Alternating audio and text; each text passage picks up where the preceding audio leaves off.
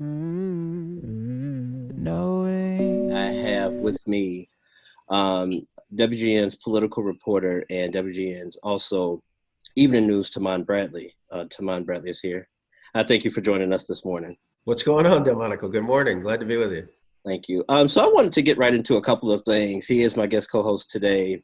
Tahman's also got experience in Washington, D.C. A majority of, excuse me, a majority of the Obama administration years. Tahman was in Washington, D.C. So a bunch of perspective on politics, national, local, and in between and everything there. But I wanted to get right into Supreme Court Justice Ruth Bader Ginsburg, if I could say it. She passed away Friday evening at 87. And I guess it wasn't a shock, but I guess the thing that it is the past couple of years she's had health issues. She's had she's had a battle with pancreatic cancer that she just lost on Friday. But I guess it's always been while for some, I guess I won't say for everybody, but while President Trump has been in office, it's always been the collective sigh of, oh, shoot, she's going to the hospital. And then it's okay, she's out. And oh, shoot, she's in the hospital. Now she's delivering her judge and decision from the Supreme Court from her hospital bed. So she's always been a fighter. But for me, for you, Tamar, what is your take on Justice Ginsburg's passing? I think you really captured how people have felt over the last few years really well. One of the funniest things I've heard about the situation, Delmonico, with her health scares is please bubble wrap her until after the election, until after Inauguration Day. But of course, you don't know how the election is going to turn out. It could be that President Trump gets 4 more years to appoint justices. It's a sad day because here is a woman who leaves behind a remarkable legacy, and part of the frame, and I think it's unfortunate, but part of the frame is that she was a liberal champion. But the fact of the matter is, if you believe in equal protection under the law, if you believe that women deserve the same opportunities as men, then there's no other way to describe Ruth Bader Ginsburg as an American hero. Here is a woman who spent her career championing women's rights. And she was not an ideologue. She was not some raving, extreme, left-wing, crazy person, right? So she certainly made her mark with the ACLU and fighting to expand opportunities for women in the workplace in particular. But then when President Carter appointed her as a U.S. district judge, she had something of a moderate record during those years. And that attracted Bill Clinton, who, of course, was a centrist triangulation Democratic president. And people forget in 1993, there was some resistance to Ruth Bader Ginsburg. They didn't think that she was far left enough. But wow, what an amazing legacy. Notorious RBG. And her law clerks had to explain to her that that's named after Biggie Smalls, like who Notorious B.I.G. is. But you had young women who wore the shirts. And here's a tiny woman, soft-spoken, who very much fought for women and changed the world. So I think before we even get into all the politics of this, we have to reflect on just this remarkable lawyer and judge. I agree. And that's one of the things I wanted to talk about, because I think I've seen it, the LA Times had posted on Twitter. I'm on there a lot, but LA Times had posted on Twitter President Trump's response to it, like right away. And I said personally, he was taken back, I think, by the news of, whoa, like this just happened. And you guys are the first telling me coming off of his. Yeah, right. And he was kind of actually taken back. And I think he had to clear it out in his mind is kind of how I looked at it. And I think it's kind of odd in politics today that you don't get enough people across the aisle. If you look back at Representative Elijah Cummings, it was kind of, can you tell me a story of life-changing events that Elijah Cummings has done? And some people on the right are kind of hesitant to, well, he was a representative. The same thing for other representatives have died. I'm not able to tell you what they've actually done. It was a moment in time. Now let's move on. So you just said what kind of political polarization of, oh great, who's going to fill the seat? And I think that's kind of what Representative Dov Collins said it on his Twitter yesterday, that imagine 67 million babies that have been killed. While he didn't even kind of mourn her, whether you respected what she's done or not. He didn't even mourn, I would guess, the bench of the Supreme Court. He went right into, well, look at, political, because he's running for Senate in Georgia. He went right into, look at all the millions of babies that have passed away, or that have been, part of the abortion fight.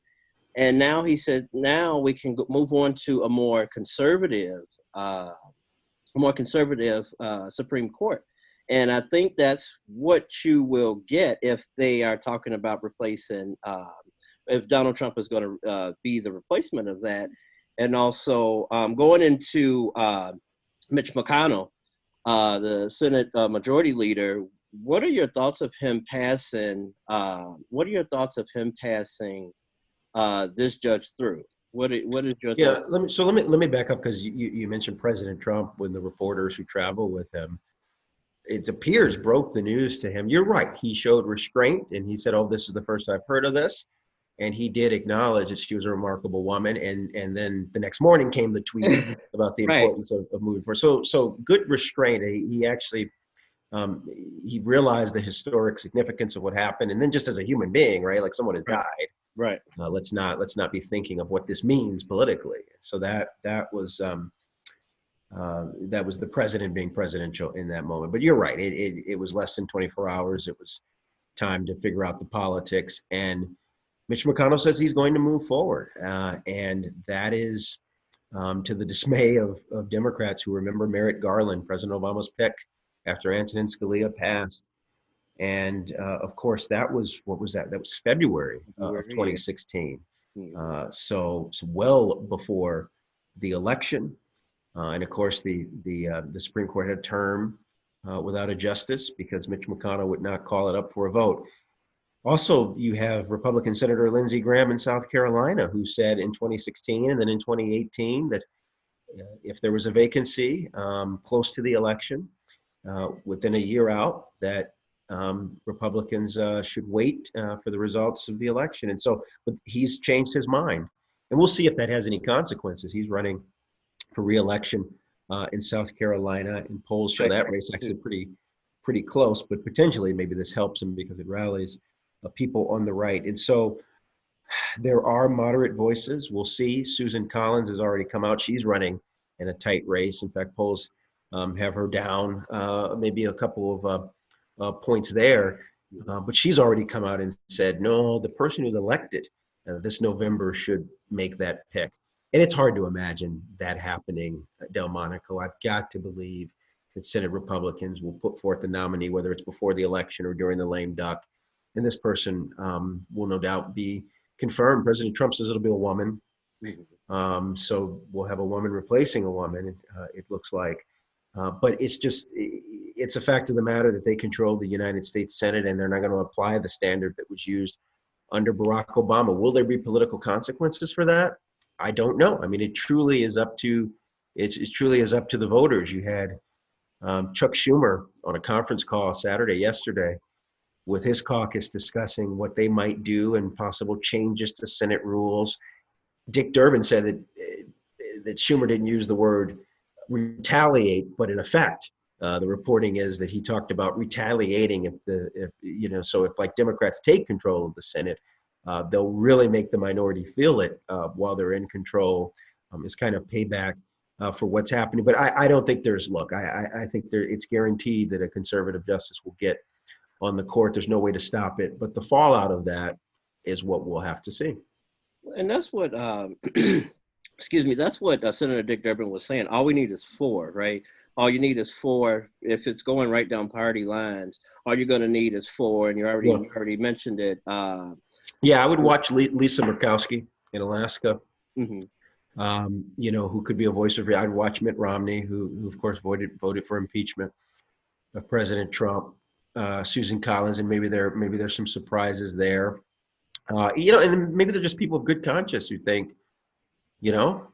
perhaps the same standard should be applied this time Right. that was applied last time, Mm-hmm. because we are talking about a lifetime appointment. We're talking about a pick that will shape the court for generations to come. It will solidly be a right tilted Supreme Court.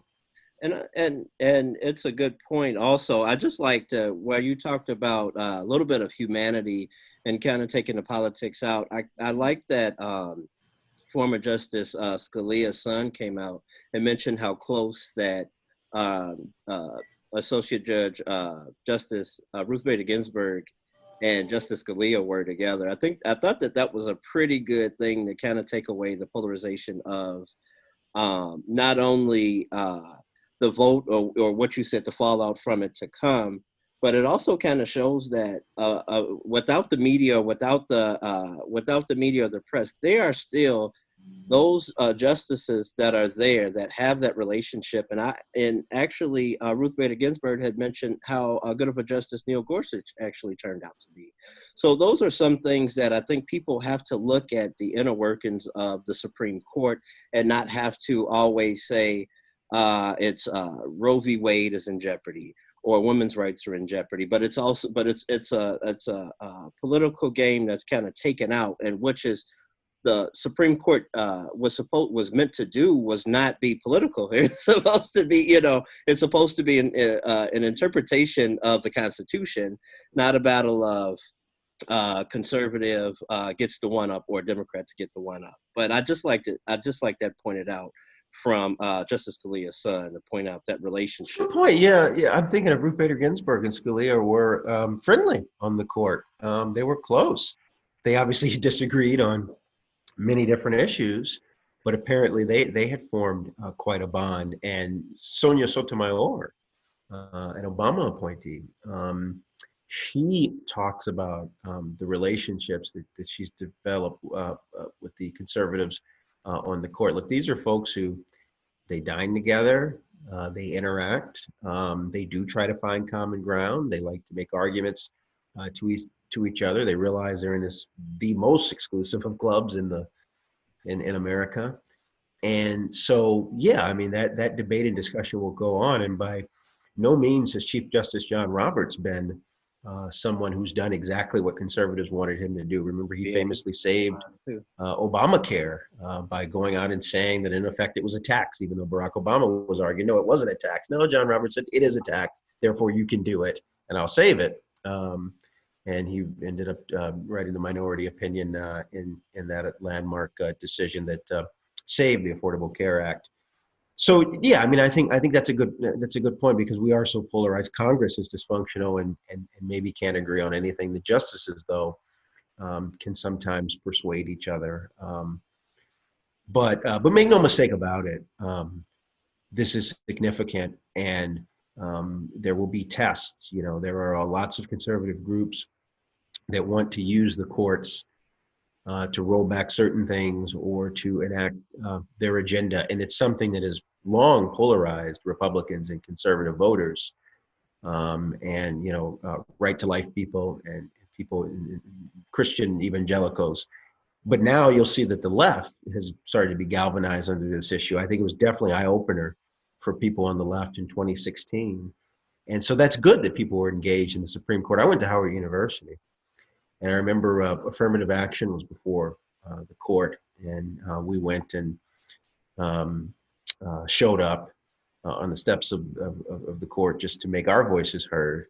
And of course, Ruth Bader Ginsburg instrumental in protecting affirmative action back then. So those are back in my partisan political days before Right. I was a journalist, showing up to rallies and stuff. I don't shy away from that. And so as you enter journalism, you maybe lose your political identity. But I had some partisan activity back in college. Well, for certain. But what do you talked about a little bit before? What is your take on that? A little bit of retaliation, as you said, he said he didn't say it, but it kind of is retaliation. But what do you think of? It's like rumor or it's Twitter chat about. Well, Democrats, if they get this, because you actually had done a story which was funny. You did a story about the Senate being taken over by Democrats a couple days before Yeah. Ginsburg died, and I thought that was pretty ironic.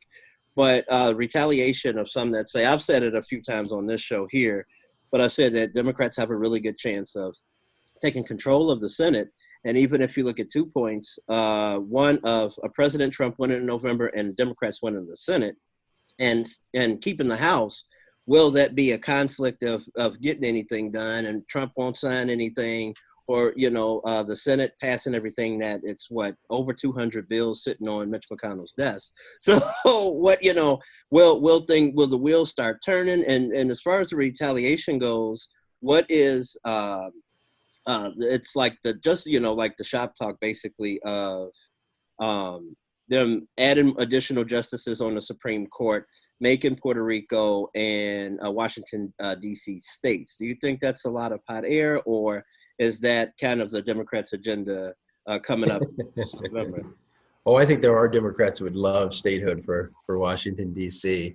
But I actually think that what I've heard over the years is that it would be an exchange, or maybe not statehood. Let me step back and say that they would like a voting representative for, rather than a delegate for Washington, D.C., in exchange for another congressional seat in Utah or something like that. Statehood might be harder, might be a harder path, but who knows if, particularly if the Democrats want to retaliate in the event that there's a conservative justice here confirmed before or after the election by President Trump, should he lose. But yeah, the battle for the Senate is something I don't think people were talking about enough, because Republicans are playing defense in many more states than the Democrats. I mean, the best Republican pickup opportunity, they think they've got a shot in Michigan, but the best opportunity is in Alabama, where there's Doug Jones and there's Tom Tuberville, who's the Alabama football coach. So that's a solidly red state, and where President Trump remains popular. And so, that's just a difficult hill to climb for the Democrats. And so we'll see. I mean, maybe even the Supreme Court pick. Well, if anything, that would energize Republican voters in Alabama, I would think.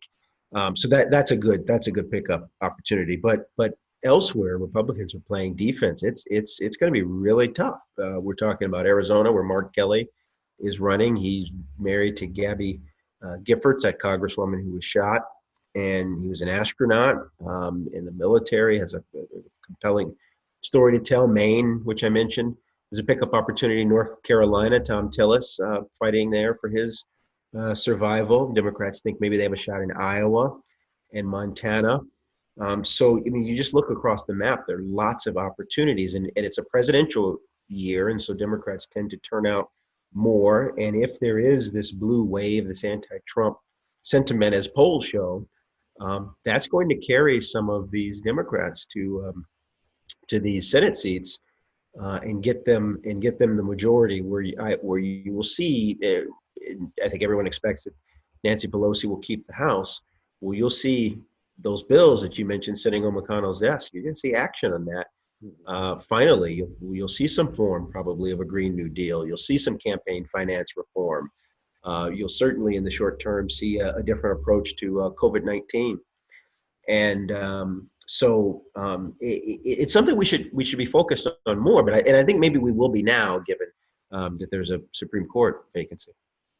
Yeah, I think so. I think some people are in their own states. They're focused on their own state, but nationally, it's kind of hard to say North Carolina senator shit. You guys should vote him out. Mm-hmm. They're like, oh, be quiet. Or Kentucky, where Mitch McConnell is, and say that they call him the Grim Reaper or whatever, and he should be voted out. But a lot of times you get it where I really want that for Kentucky, or what you said about Doug Jones, who's kind of been a little bit quiet. And I know Tuberville has a really good chance. He's got the backing of Trump. But just to point out, in Arizona, Martha McSally, if she does lose, I don't know. If she does lose in November, this will be twice she's lost an election. But she is somebody that is seriously, I don't know if you remember during the impeachment, she's somebody that seriously trails the Trump train when she was talking about the media and get away from me, and you guys are dishonest media. And I think she's like in a race fighting for her life, because Kelly is such a strong candidate, and polls show that he is got a significant number over her right now. And it's a month. Got a whole month Yeah, we got time. for any. You know what else, Delmonico, lifts him in Arizona is Joe Biden. And Democrats are making a play there. I think there's some serious investment. I think it's more serious than Georgia. I think North Carolina, I describe it as light blue, baby blue. I mean, people would say it's purple, but really going back to '08, it sort of became blue.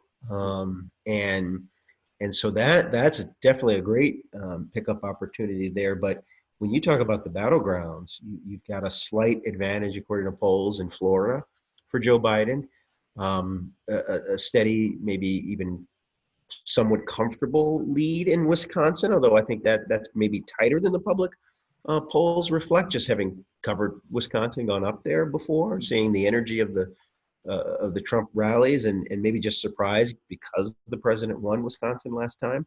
Pennsylvania, neck and neck, but advantage Biden. Ohio looking a little bit better for Trump. But if Joe Biden's going to carry Florida, he doesn't need Ohio. He doesn't need some of these other battleground states. And so, yeah, I think that Arizona, Biden lifts Kelly, and I think he lifts him in North Carolina, and again, Iowa. Those are opportunities because the national politics will end up playing out in those states.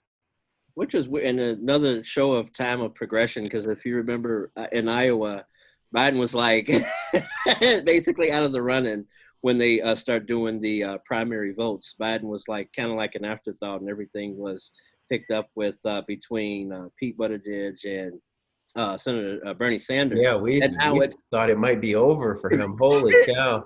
Right. You want to take me back to the primaries? I went to the Iowa caucuses, which, by the way, I think will probably be the last Iowa caucuses they ever have because of the epic fail of reporting the results. It really started the Saturday before the Monday of the caucuses, with the Des Moines Register poll having a meltdown, and now those results not coming out because it turns out there was an issue with polling with Pete Buttigieg.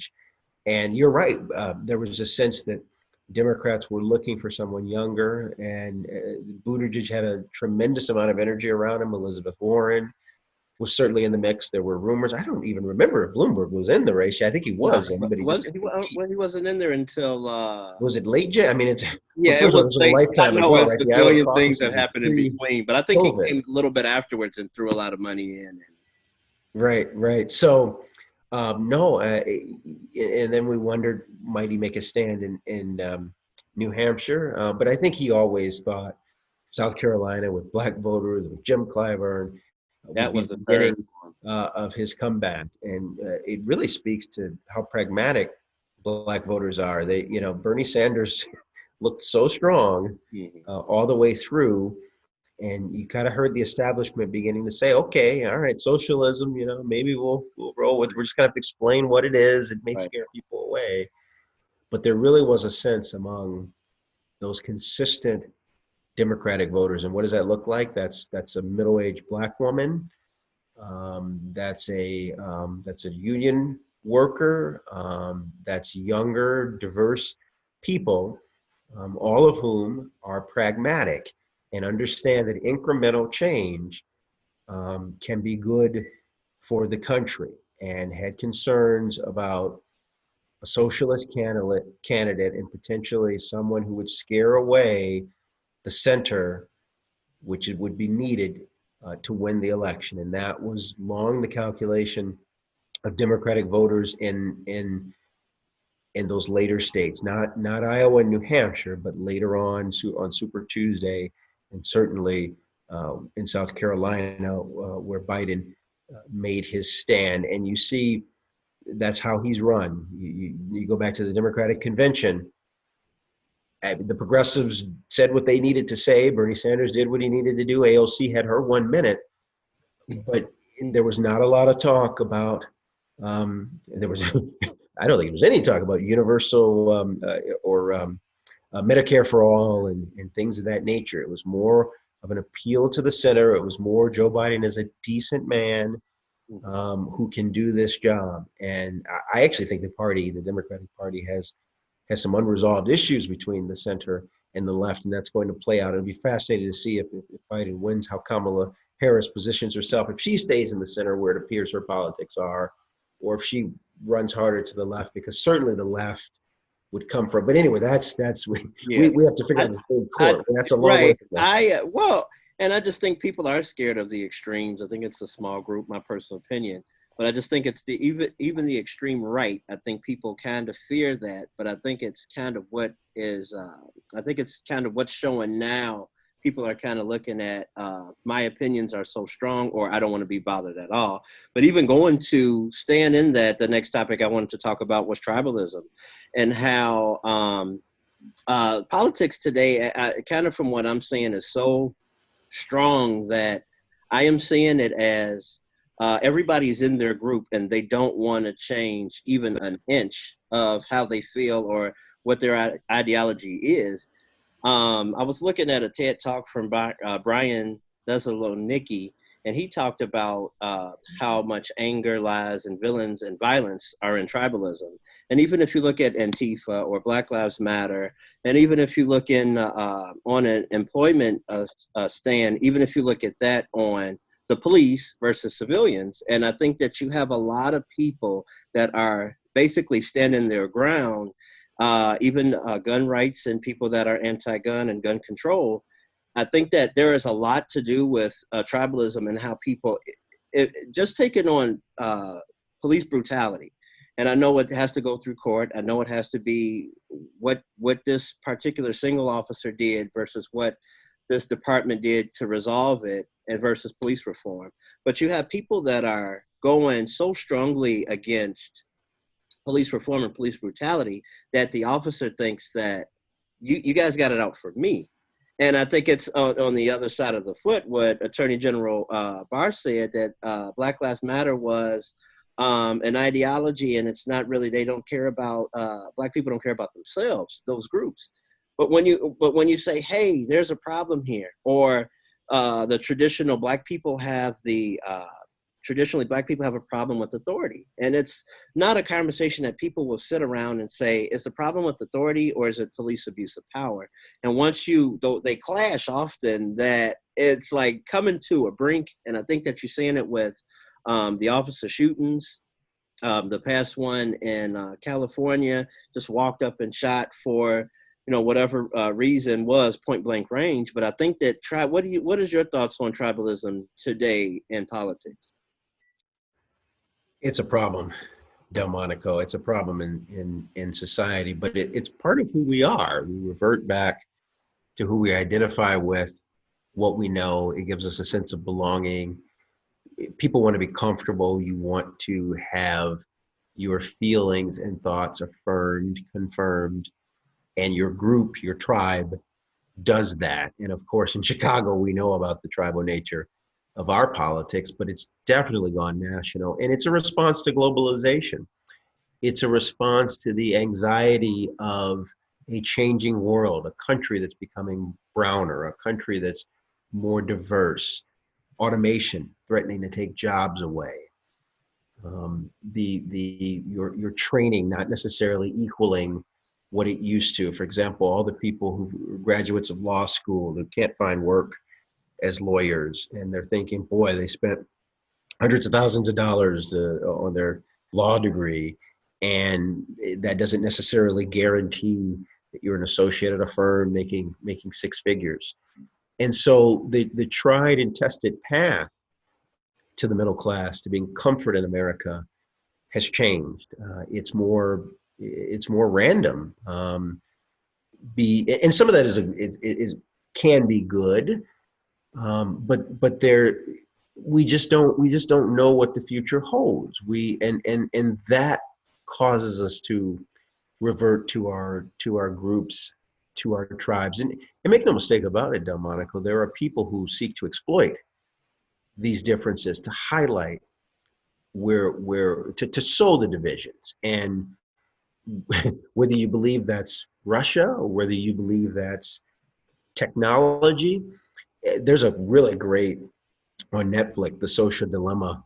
Look at all of this and look at how social media, Facebook, Twitter, Instagram, how these apps it's all about working to addict us for advertising purposes, so that the advertiser gets us to watch that screen so that they can influence us. And we have no idea that we're addicted and influenced. And they say in the documentary that there's only two groups of people that call their clients users, and that's social media and drug dealers, users. And so that's something that we all should be thinking about. But look, it's really toxic. On the one hand, it's fine. You get in your group. I identify with White Sox fans. We're going to bond because we can talk about Harold Baines. We can talk about Frank Thomas. We can talk about the 93 squad. We can talk about the 2000 squad, the '05 World Series champion, this year's team that's rolling. And so, I identify with the Sox fans, Cubs fans. You go someplace else, that's fine. But if it's I'm white, I'm Irish, and my dad and uncle were on this police force, and we do things the way that we do it, we're not going to have reform. Uh, that's a problem. And a couple of things more on a national stage. I just think polarization and tribalism came around with the impeachment of Bill Clinton is kind of what I'm seeing. I was a lot younger Yeah, when Newt Gingrich. well, yeah, Newt Gingrich started so much of it. Yeah. and it's just from there, it's more wide and more wide and more wide, and then it goes back to what we talked about a little bit earlier. If you're talking about retaliation, as far as Democrats go, they've been threatening to retaliate often, and it was during the Obama years they wanted to say that they wanted to retaliate, and that was with passing the Affordable Care Act. So now they're kind of going into, well, we'll increase justices, or we'll make a couple more territories in areas, states. I just think it widens the divide more. And then another polarization moment was the election of President Obama, where Mm. it was sort of like this was kind of one of the biggest stepping stones from Martin Luther King. Now we have a black man or half black man that is now elected, winning a popular an electoral vote that is the president of the United States. And it came with a lot of backdraft, and it came with a lot of dissent, basically, of people that said, walking up and down the streets with hang him by his, neck, and all of these kinds of things. But it's what you just said of people are comfort in their own skin, or people are comfort in their own groups. And it continues to, you don't agree with me, I don't agree with you, let's divide instead of let's have that conversation and meet in the middle. But that TED Talks that I talked about, he like hit every point head on with and exactly what you just said of individualized groups coming together, being political, meeting across the aisle. And a lot of people run on that. I just seen a commercial with I can't think of who was running for Senate, but he's like, oh, I meet you. Who's going against Hickenlooper? Oh, I reach across the aisle too. And it's just like a political talking point instead of we actually work together. And it goes back to Mitch McConnell of we don't get a lot of bills passed, but this is what I want to pass, and this is what I'm going to do. And even what do you think that it'll be another stimulus check? Do you think they'll pass another act, or is it kind of a we hope that it goes away by the election take? That's a great question. I mean, I think they could have already done it, right? Like there are the needs. States are saying they have a need. There's people that are not getting the no longer getting the longer term unemployment benefits. There's businesses that could use additional assistance. It's hard to imagine that if we're going to see it again, that we would have already seen it. Right. If we were going to see it again, is what I'm saying. And so, I mean, I can't call that one. Nancy Pelosi says she's going to keep the House going for as long as it takes. Usually in September they all leave, head out on a campaign trail. They moonlight as campaign workers, whether they're supposed to do that or not. That's just the tradition. But she's saying that she'll stay, and then, I think maybe they raise this pressure on the Senate, having the court vacancy that we talked about earlier, because if you're there working, well, goodness, shouldn't you be helping the American people who are suffering right now? So that's one that I just can't call. It's certainly been very unpredictable. Yeah, I just think it's Mitch McConnell is kind of trying to like ease it. If we can get to November, we'll be good. If we can get to January, we'll be good. and it's like talks of January or February that the country will be open back up. Uh, the next, I don't know if it's the next phase or just right back to normal, but I know that Governor JB Pritzker is having a hard time. He's getting sued left and right by the Big Ten and by the schools that want to at least play sports if they have to continue to remote It's learn. so fascinating, right? That COVID has become an issue for some of freedom. The mask wearing is political. How dare you tell me that I have to wear this mask? How dare you tell me? I mean, it truly, these decisions are based on the science. And that's where I'm like, as a journalist, I have to point out that like the scientists say that these masks and certain types of masks will keep you safe. It will help protect not just you from getting the virus, but it helps protect you from spreading it to someone else because you could be asymptomatic and be carrying it and not knowing it. Yet this is you somehow are cutting off my freedom. And with respect to sports, I mean, we know what this is about. This is about money.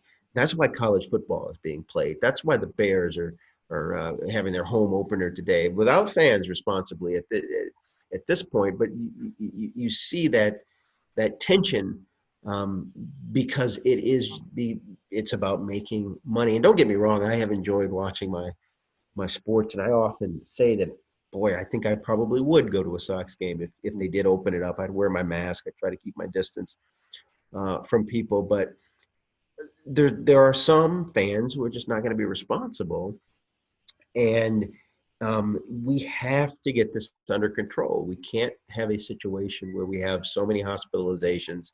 There's a threat that we run out of ventilators, but obviously the economic concerns are real. But as you just mentioned, if Congress would act, would provide some support for people, then we'd have a national strategy, and then perhaps people could be more patient so that we could do the right thing. But the fact of the matter is we've lost too many lives to this virus, and it just I find it astonishing that there's been such resistance to decisions that are made based on science, metrics, looking at the data, and I think the toxicity of that tribal gene that we all have and how it has been activated, as you mentioned, after the election of Barack Obama. I mean, it started before then, but in really this century and how that's been our challenge over the past 20 years does not. I mean, it makes everything so much harder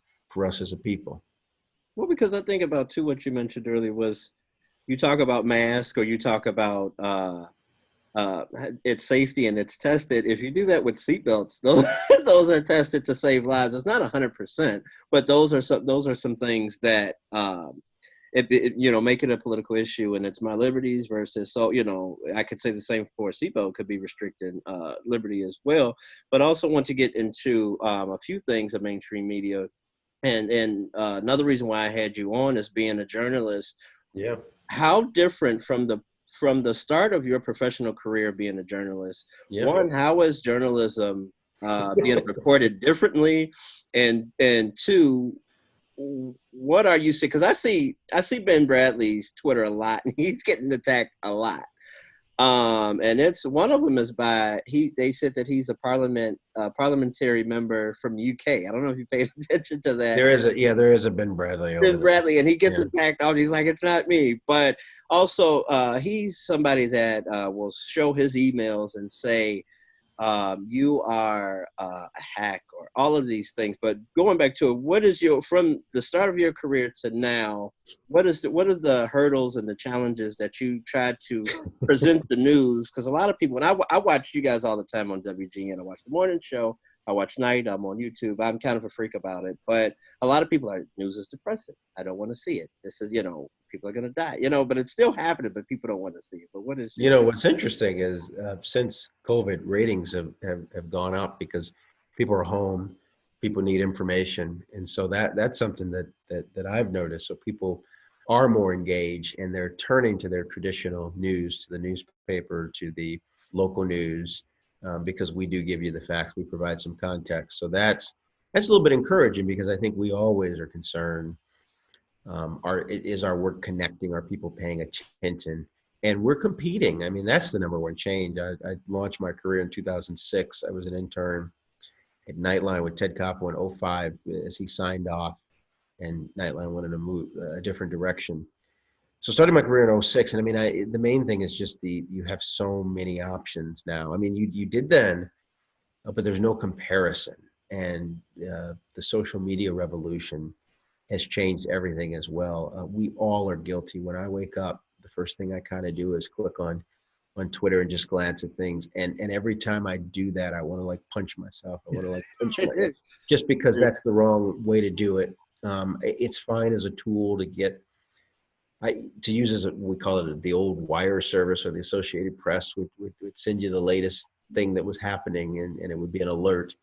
Um, that's fine if you're just looking at it as a tool. There's all kinds of information, but it shouldn't be, okay, boom, here's the first thing that you see. I wish the first thing that I saw was the paper. I subscribe to the Tribune, the Sun Times, the New York Times, the Washington Post, Cranes, and I read a bunch of other stuff too. But I do it online, and so that requires you get out of bed, you log in, you read it. I mean, they email it to me too, so I can click on my phone. But that's just not how I prefer to read it. So it ends up not being the first thing, and so I regret that the first thing that I see is a tweet, because there's an algorithm. There are things that are directed to me. I mean, there's so much value in journalists spend their time providing context, laying out to you what's important. This is the first story in the newscast. This is the front page of the newspaper. And we do that for a reason. This story is this long. This story is this short. And that matters. And in terms of agenda setting, in terms of directing you to something that you maybe thought you shouldn't pay attention to, we can't just seek information that we want to. We need to, to be an informed citizen, you need a variety of sources. You need a variety of different topics. But unfortunately, everything is tailored directly to us. And that's the biggest change. And it's such a challenge to break through all of that. A lot of the challenges are the same, though, too. I mean, there is the struggle to make interesting what's important, right? Because people are always going to care about celebrities and entertainment. And so the state budget or the city budget, that may not seem as important, or people may not be interested, but my goodness, it is. What's playing out, this debate about the graduated income tax, and Governor Pritzker wanting to take the state from the flat 4.95% income tax, and then be able to raise taxes on people who make more than $250,000 a year gradually to get some additional revenue to shore up the state finances. That's something people, if you live in Illinois, you need to know about. Right, but right. But if you just are on Facebook all day, you may have never even heard about that.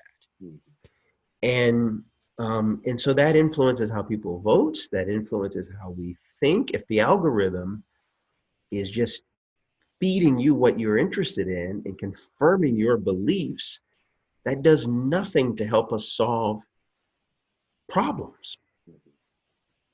And really quickly, Glenn Beck, I don't know if you ever heard of him, but he hosts a show on the Blade. I've heard of it. Company. I know you have. I went to that rally back when I was in Washington. The rally to restore sanity, or was that the Jon Stewart? It was restore faith, or anyways, a big Tea Party rally. No, it was a big Tea Party rally. Got 100,000 people. Oh, yes. Right. And it was on the anniversary of the Martin Luther King I Have a Dream, and I covered it actually for Good Morning America, believe it or not. And I think I ended the story with Beck had a dream different than Dr. King's, but strong enough to rally conservative masses. But Glenn Beck has had a kind of an interest. I looked up his bio a little bit. He had a kind of an interest in life and a couple of health issues. But he does host a weekly podcast. And his words Wednesday were, "If you have a degree from any school of journalism, I don't trust you." And he went on to say, "You're an enemy of mankind, and you are an enemy to man's freedom." And it's similar to the rhetoric of President Trump, and he says ended with "You have lied over and over and over and over again." And a couple of things before you respond is just I don't if do you remember when I know you were in Washington D.C., but do you remember the grief and the flack that uh, Glenn Beck gave Barack Obama, and the stories that he said that were untrue, and the conspiracy theories that he did while Obama was in office. And for him to say, and I just think that I know you as a journalist have your own opinion about it, but I just think as an observer of journalism, I just think it's the wrong message to send to all journalists in general, to journalism in general. It's kind of that's for me that's fear mongering. What you said is the news gives information, and I take from WGN or Fox or wherever NBC. I take what I get from those. I take it and I go. I'm not in the corner in the closets, screaming at the top of my lungs because they said COVID numbers are up. Now I know what to do as an adult. Now I know if wear a mask at this point or not.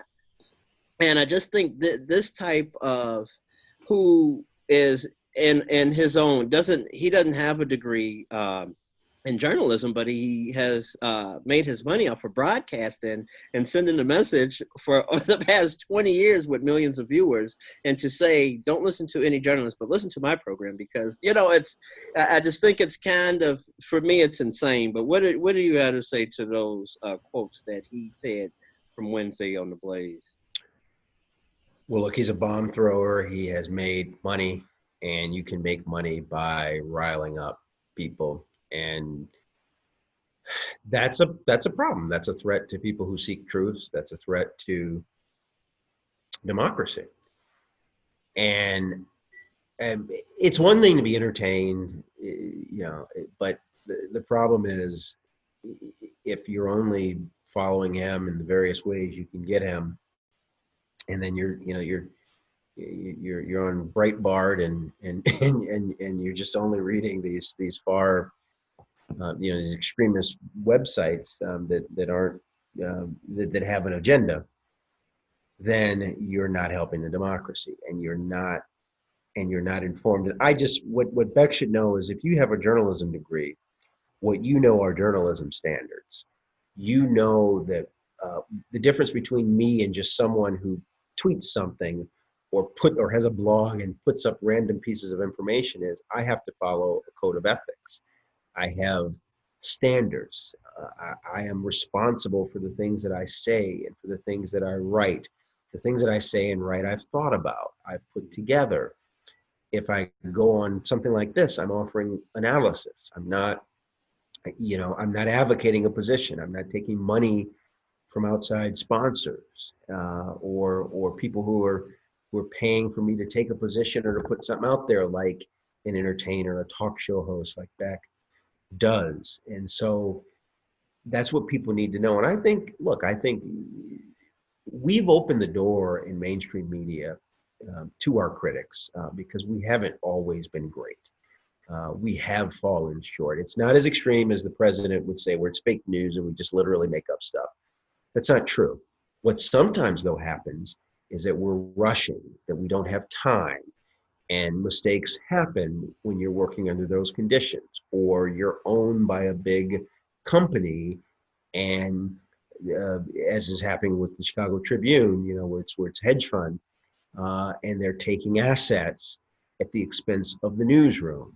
Those are real life pressures that affect the news product. And so people need to know that, and people need to demand that there's excellent journalism, and people ought to listen to your platform rather than Glenn Beck's talk show. And that's just, and so what I would say is that you need to make your platform better, and make sure that it has a buzz and it catches people's attention and it's packaged in a way that he packages his garbage. Mm-hmm. And but that's the responsibility of us to be really good so that people trust us and so that people want to watch and read our product. True. And I just think too, even if you look 10 or 15 years ago, it was okay to do a redaction in a newspaper, but now it's like, they made a mistake. Haha, it's, we got him. This is what we're talking about. Right. This is what he's saying. This is fake news. He's got him. No. Redaction is we acknowledge we made a mistake. Right. Now we're giving you a fact. That's what a redaction is. Yeah, newspapers have a page for errors. Like in TV, I got to get it right because we don't do corrections, but they have a whole page. Right. It happens. And the fact that that's the accountability. Those are the standards. If Beck says some garbage and it's not true, he doesn't apologize. Next Wednesday. He just doubles down on it. Absolutely. And to on the side note of that, I think that this is kind of the growing from President Obama's last year when he was in office. This is kind of, people like me laughed at Trump and said he would never make it. He would never get it. He was, and polls was not always one of my things that I was just like, oh, for sure, this is it. And then close the book and have it, take a nap. But I think that I was one of the ones that said, hey, this guy has no chance. And at Fox Nation was kind of something that I watched less. And now it's kind of like after he won, and I'm like, not only is President Trump not crazy, but there are a lot of people in America that think this way. There are a lot of people that voted for him, and it's, I don't know if it's reciprocal or not, but have his ideals from Fox and getting his agenda, foreign policy, and that, back and forth, that and the other from Fox News. And he goes up to a podium with the seal of the President of the United States and says, I got my lineup, I got my popcorn and my newspaper under my arm, and I'm watching Fox and Friends, and I'm watching my Tucker Carlson, and I cannot wait to see Fox and Friends and all of these things. And it's just like, even when you look at foreign policy was bad. The Iran deal was bad because Fox said it was bad.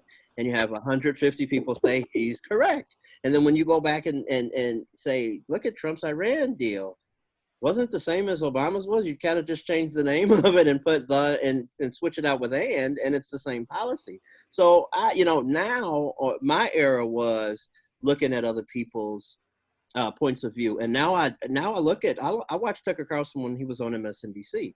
Now I'm watching him on Fox to see what the opposite voice is. Now I'm looking at different directions and seeing this is how the other side thinks. And I think it's what's missing in today's politics and in today's life, because everything that we've talked about today